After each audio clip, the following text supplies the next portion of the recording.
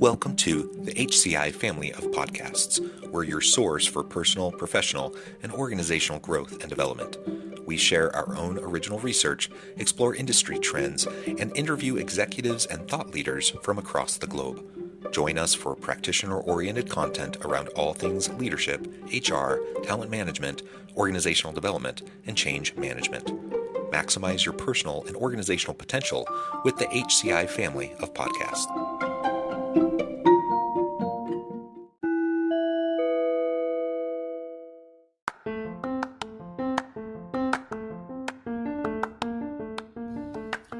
Welcome to the podcast. In this podcast episode, I talk with Ed Hajim about not being a victim to your circumstances and building resilience to overcome challenges.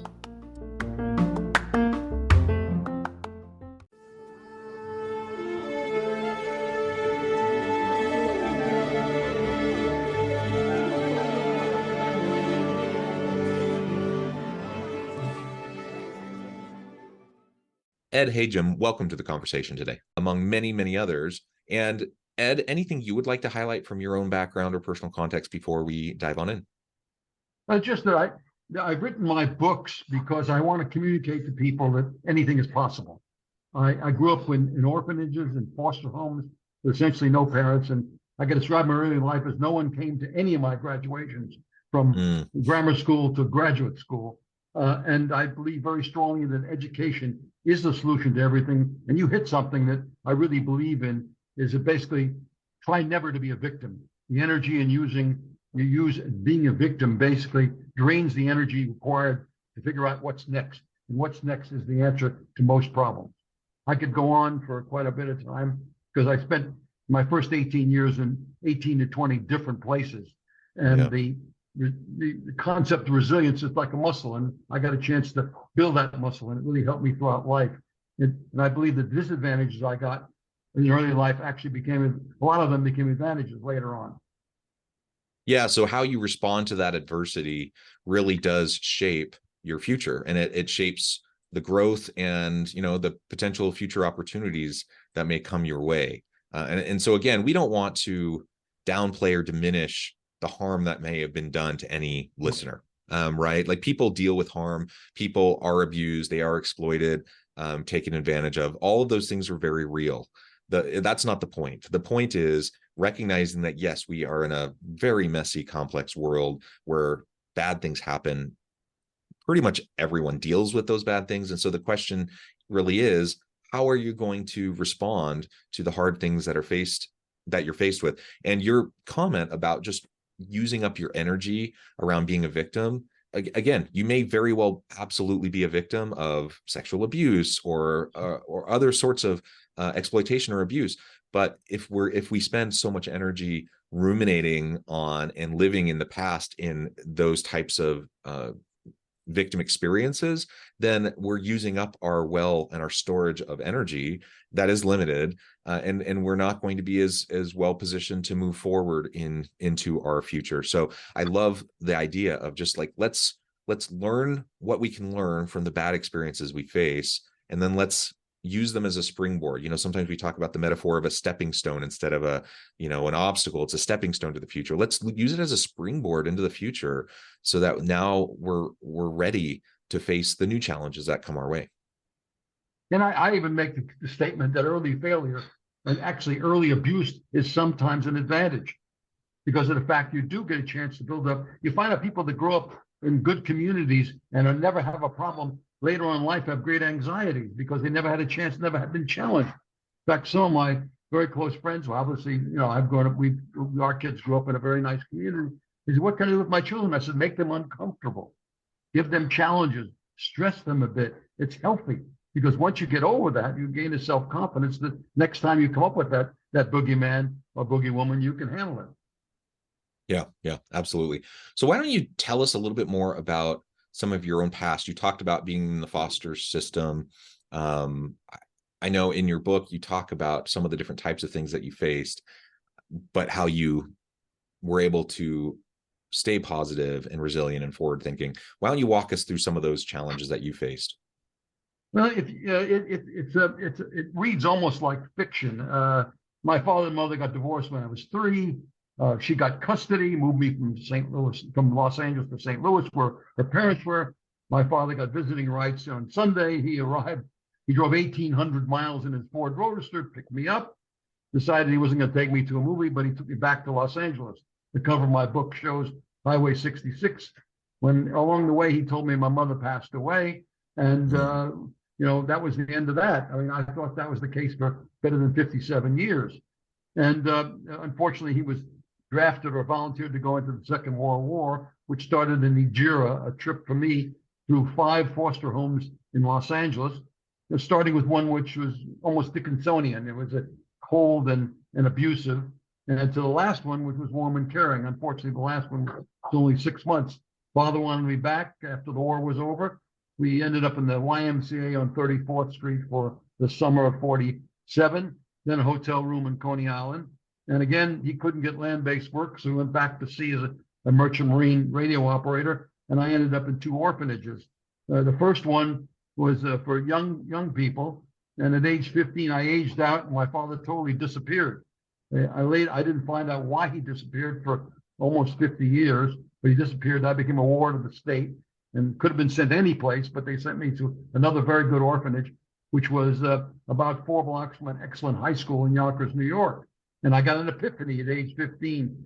I saw the light, basically. I said, if I can go to a private college, I'll get out of this thing. And I worked my tail off on both on the athletic field and in the classroom, got a scholarship, and it changed my life. And so therefore, I've dedicated most of my philanthropy toward that little critical period between 16 and 21 for kids that basically get through the difficult situation like I did and just need some funding to take the next step. Yeah. Well, and education as a way out of a hard background, a hard situation, I think that's something that we really do need to highlight. Now, I'm a university professor.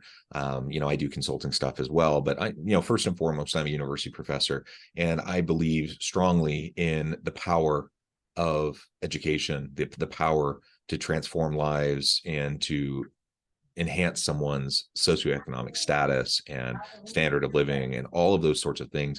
So much can happen through education, even when people are dealt a really bad hand early in life. It is the great equalizer. And George Eastman said that education is the solution to almost everything. I've added it is the solution to everything. And by the way, education should take many different forms. One of the things that I've become a big proponent of is what they call vocational education, which I've changed the word professional education. Nurses, marine engineers, the public safety officers, hospitality workers. I'm involved in a golf club in Nantucket, and we give 2 scholarships a year for the last 15 or 20 years. And about 5 years ago, we started giving vocational scholarships. And last year, we gave 15 of these. We changed them to professional scholarships. And it's wonderful to see a young man who wants to be a chef, who couldn't possibly afford Johnson Wells at $60,000 a year, and we give him that scholarship, and it changed his life. Yeah, absolutely. And to your point, to your point, it takes lots of forms. So traditional 4-year university degrees is one way, and it works for some people depending on your career path or goals or ambitions. But certifications, vocational or professional types of upskilling, reskilling, certificates, etc. There's lots of different things that can help people, and so certainly no one size fits all. But for anyone who's looking at maybe their stage in life and thinking, man, I'm not quite where I want to be, or you recognize, I've dealt with a lot of hard things, a lot of hard knocks. How do I move forward? Or people in your life that have experienced that, or perhaps you have people in your organization who are dealing with that. There are so many different paths forward through education to help people be prepared for that wonderful future that lays in store for them. And that's one, again, I don't want to pitch my book too hard, but that's one of the things I really want to take to the universities and to all the schools. I want kids, young people, to seek their passion, and also their talents, their interests, their what they can do and can't do, but also their context. You can't, if you're in Ukraine, it's different than being in Greenwich, Connecticut.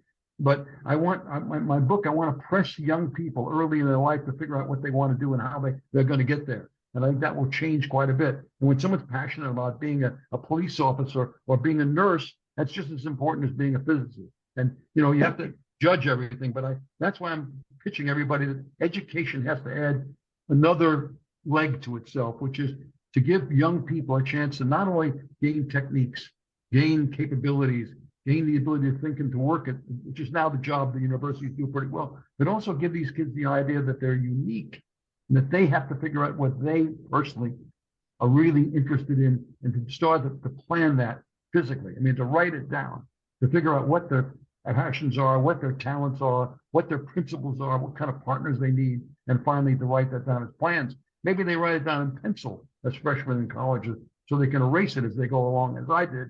But it's very important that you do those things early on, and the universities communicate that you as an individual are unique. And that's why I've decided on a life design course, which we started at Rochester, New York, University of Rochester, where I went. And I'm trying to pitch that as much as I can. And I think a freshman taking that kind of a course will have a chance to really say to himself, you know, this university is interested in me, not only to train me, but me as a person. Yeah, very good.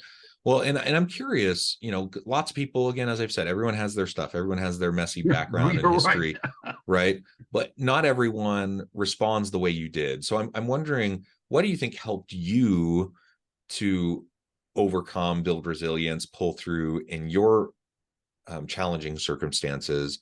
And what kind of lessons are there, I think, for others who might, you know, be feeling despair, be feeling like just overwhelmed with life? Three things, and it's writing the book basically, and having people like you ask me that question. I've dug into it. I don't have the whole answer, but first of all, everybody has to have a mentor. You know, one of my ghostwriters wanted me to hate my father. I did not hate my father. I loved him because he always said, "You're a great person. You're going to do well." He was there in writing.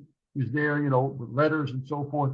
So, and I've studied this, that kids that have mentors, somebody they can talk to and who will support them. Then I also felt I didn't have any mentors, but I looked back in my life, I did. The fellow at the last orphanage was very much behind me. I mean, I didn't take his advice very well because I was independent. I didn't trust anybody. But looking back, he was always there for me. He always said, "You're going to make it. You're going to do well." Then, of course, in college, my mechanical drawing professor, who got me through the first year and so forth, and stayed 4 years, he was a mentor. So have a mentor. That starts with number one. Number two, I was very lucky. Sounds kind of corny, but I was in 5 different Catholic schools, and the nuns taught something that you just was straight ahead. You know, if you did the right thing, you ended up in that wonderful place, and if you did the wrong thing, you ended up in the other place. And they also taught you what I call the most important rule, which was the golden rule, and they taught it with the golden ruler. They basically taught you will, you know, pay attention to other people. You will basically do well. And then, kind of in a sort of corny fashion, looking back and trying to answer that question you asked me, the movies in those days, the good guys always did pretty well. You know, the John Waynes, the Jimmy Stewarts and so forth. And every Saturday, that was a ritual for kids like me. Take 10 cents and go to the movies and see these people on the screen. So those are the 3 things that sort of drove me. Plus, there must have been something genealogically, I suspect. Because I look back, I mean, I could have gone wrong a couple or 3 times, but I did okay. But I did, you know, I look back, I was not a great kid. In fact, the report card said, that one of my report cards said, Eddie, you know, seems like a bright boy, but he's so mischievous, we can't tell. Very nice. Well, we need people who make good trouble, right? And sometimes the mischievous ones are the ones that do all sorts of cool, great things. Yeah. Well, very good. So, and we've talked about the victim mentality. Now, again, not to suggest that people aren't actually victims. Bad things actually do happen. I mean, but you know, when we fall into the trap of ruminating on our victimhood, it really can cause a lot of challenges. And so sometimes that's abuse. Sometimes that's, you know, you didn't get the promotion that you felt like you deserved and you were overlooked for. Sometimes it's societal things. You know, right now in the US, there's a lot of socio-political kind of turmoil, and we're very divided, and it's hard, you know, so maybe you're attributing it to some of those sorts of things. Maybe it was the pandemic. Lots of different things that can influence, you know, our perhaps sense of victimhood. How can we retrain our brains so that we're not automatically just shifting into that victimhood, but rather we can start to move towards a resilience mindset? You know, you hit it right on it, because it's very important. You have to train yourself. When you get into a difficult situation, you do not think about that situation. Think about what's next, because It's so important. And by the way, some cases the victimhood comes because of your fault. I mean, Yeah. I made some very big mistakes in my early company. You know, I could have said that my parent company made some decisions that basically helped cause my failure, but it was my fault. And when it was over, I gave the company back to them. I shouldn't have done that, but I did. And I went on to what's next. And I found a fellow who was a CEO of a major brokerage firm, gave me a job, and I was on my way. Now, on the other hand, when I was at Lehman Brothers, I spent 7 years doing everything right. I changed 2 divisions. I raised $7.5 billion in the second division in 2.5 years, and they still threw me out. The boss and I didn't get along. He was a bad guy, and I could have gone to public because I was a chairman of outside boards and so forth. So I just cashed. I said I earned a little, I learned a little, and I left, and I found my dream job. But I needed the energy that I might have used in fighting him to go on to the next step. I had to make the next choice. And I had to think about what I really wanted to do with my life. And that took a lot of energy. And instead of going to a fancy big firm like Lehman Brothers, I chose a very small firm because that was really what I wanted to do with my life. I wanted to basically find a place where I could exercise my passions, establish my own principles, pick my own partners, and really plan. And so those are the things that are very important to people. And that energy you use, and by the way, I agree with you, you have just so much energy every day, every month. And if you use it in hating and woe is me, it gets used up. And then when you go on to the very difficult question of what's next, you don't have it anymore. And I think I'm a real proponent of that. So, but I do believe early failure is a gift, and you do learn from that. And if you can just get that little trigger that every time you come to an extremely difficult point in your life, that turn in the road is not the end of the road. If you can decide, basically that there's something else over there. And by the way, in my case, each time I changed, it turned out to be a pretty damn good decision. And luck. And I'm into unfortunately, the word synchronicity has entered my vocabulary with the Celestine prophecies that there is a sort of a flow to life. And sometimes the bad things that happen to you are good. They change your direction and send you in the right direction. That may be a little bit Pollyannish, but I kind of, looking at my lifetime, I believe it. No, yeah. Well, sometimes I think we need a little bit more Pollyanna in our lives. And hopefully that reference resonates with listeners. That's an old movie. That's one I grew up watching as a kid. I think it was really a movie from my father's childhood, probably. But it's one that always resonated with me. And is life that simple? No. But part of it's just the mindset, right? It's just choosing to try to look for the positive in things, recognizing that things are messy. And I think, especially in this day and age of just being so divided in society, that we could probably use a little bit more Pollyanna approach in what we do. When I was a strategist for and we got into a bear market, I always, in all my speeches, with the fact that the world doesn't come to an end very often. And so if you look ahead, the sun does shine the next morning. So I think that's very important. And maybe there is a signal that you're in the wrong place because something's bad happening to you. And that's why I think people should have to go back on a regular basis and dig down deep and ask questions. By the way, in their lifetime, young people's lifetime, they're going to have to pivot a number of times. And here, look what I've done. I've pivoted away from Wall Street to, where Wall Street, I had a mantra which said, live happy is live hidden. Now I'm selling books or getting involved in communicating ideas. It's the opposite. I'm talking to people like you in the public arena, which I never did for 50 years on Wall Street, because I thought that was a mistake. I thought that publicity on Wall Street was the next step before jail. So I stayed out of the press and stayed off TV. Now, I have to go in that direction. So these people in our lifetime, because of the complexity of society, because of the longevity, going to have to pivot a number of times. And you have to change some of your principles. You have to change. You have to recognize some other passions that you might have or that develop over a lifetime. Yeah, well said. Ed, this has just been a real pleasure. I know at the time I'm going to need to let you go here in just a few minutes, but before we wrap things up for today, I wanted to give you a chance to share with the audience how they can connect with you, find out more about your work, where they can find your book, and then give us a final word on the topic for today. That one, I have a website, and it's a very famous name because there's only one like it, Ed Hajim, www.com. And there's a website that I think you can press a button there and buy my books, or more importantly, on Amazon, just put my name in and 2 books come up. On the Road Less Travel, very different than The Road Less Travel. And then, of course, my book, The 4 Ps, The Island of the Four Ps, which is a fable.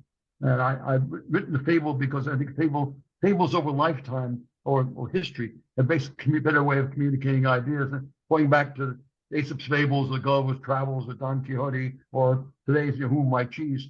I'm hoping this fable will allow people. Well, the purpose of the book basically is to trap you into doing your own thinking, and I think it does. People have said that's what's helping them. They can relate to different parts of the book. So that's how to contact me, and I really appreciate it. I'm humbled by anybody who reads my book because there are so many books to be read, and I'd appreciate it if you do read it to go to Amazon and give me a rating and a review. I don't have a lot of words, other words except for those in my book. I believe that you should develop a conversation with your inner voice early on and a vocabulary with that voice so that you can go back and look at different words. And I have 8 words. The words are my 4 Ps: find your passions, your principles, your partners, and your plan. But you want to put those into 4 buckets of life: self, family, work, and community, which is my word for giving back. And basically in each one of those realms of life, you want to pour the 4 Ps. And in different parts of your life, you will focus on different parts of those realms. First, you'll focus on self early on, then of course family, and then work and community. And you'll find out one of the great mysteries of life, there's no such thing as balance. Because by definition, in order to be successful, you must focus. Once you focus on one thing, you get out of balance. So the game is to have harmony. In other words, when you find out you're out of balance, move back in the other direction. And of course, the work-life balance there's so many books have been written on it, but it really is. It's that case. When you realize you're starting to get out of balance, you have to move back. And you take your wife to dinner more often, or you see your children more often if you work too hard. And of course, I think community, giving back, you have to have that in your life, because that basically is what makes it all worthwhile. That's why we were put on this planet. And that basically is the greatest satisfaction. And in my book, I talk about just enough. And I think just enough financial resources is one of the things that I pitch to my friends. When they get just enough, then to go on and do what I call community, which is giving back. And in my life, I've been being the chairman of the board of trustees of the University of Rochester and giving scholarships to kids. I mean, when a little woman stands up and says, you're getting her PhD in optical engineering, and she's a concert pianist and a concert violinist, and she says, "If it wasn't for you, Mr. Hajim, I wouldn't be here." I mean, what else is? Nothing makes a bigger sound than that. It makes your heart pound. So thank you, Ed. It has just been a real pleasure. I encourage the audience to reach out, to get connected, find out more about what Ed can do for you. Check out the book. And as always, I hope everyone can stay healthy and safe, that you can find meaning and purpose at work each and every day. And I hope you all have a great week.